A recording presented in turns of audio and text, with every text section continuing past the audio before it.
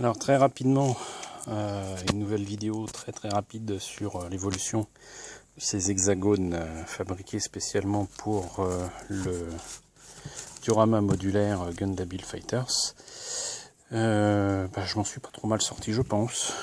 Différentes couches de flocage, ça a l'air de bien tenir, d'être bien solide, c'est pas que de la poudre, même si ça peut en produire un tout petit peu.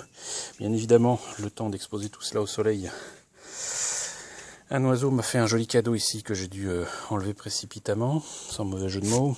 Voilà, alors c'est évidemment pas dénué de défauts. Si je passe devant le soleil, ça va pas le faire.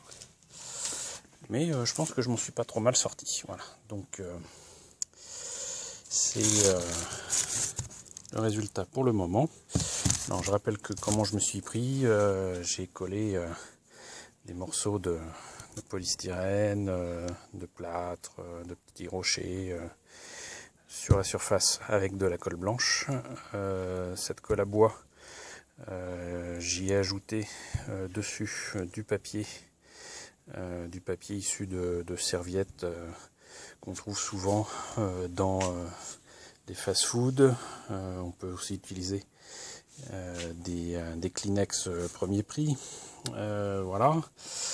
Une fois le tout sec, parce que ça sert à rien de le faire quand c'est encore tout trempé, j'ai remis une couche de cette fois-ci d'un peu de tout, en fait, pas seulement de colle à bois parce que j'en ai pas beaucoup. J'ai utilisé aussi le clear qui d'habitude est utilisé par beaucoup de mes amis pour comment dirais-je, améliorer la transparence des pièces plastiques transparentes en maquette, et pour bien d'autres choses, pour vernir aussi, puisque de toute façon c'est un vernis acrylique qui est fait pour les sols, mais voilà, on peut l'utiliser comme vernis. Donc ça marche bien, et couche après couche, j'ai ajouté le flocage sur cette surface.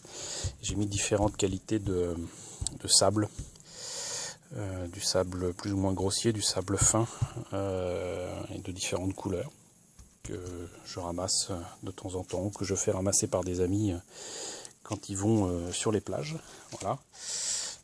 Ça par exemple, c'est pas du sable, mais c'est le contenu apparemment de la, comment dirais-je, de la briquette en poudre que j'ai trouvé dans un mur. Ça a été jeté, donc voilà. J'ai utilisé aussi, mine de rien, un petit peu de sciure de bois. Sciure de bois que m'a passé mon ami Jérôme, entre autres. Et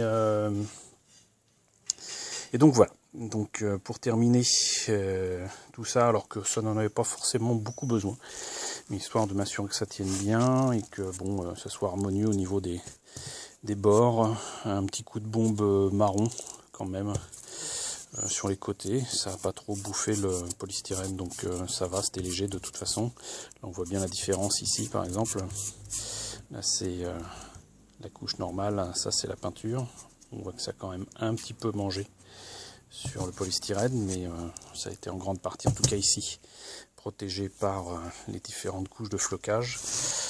Donc un petit coup sur le flocage lui-même, ensuite un coup de bombes Andridust de chez Citadel, qui est une espèce de beige, beige jaune, donc une couleur sable en fait. Voilà. Donc ça donne quand même quelque chose de vachement sympa.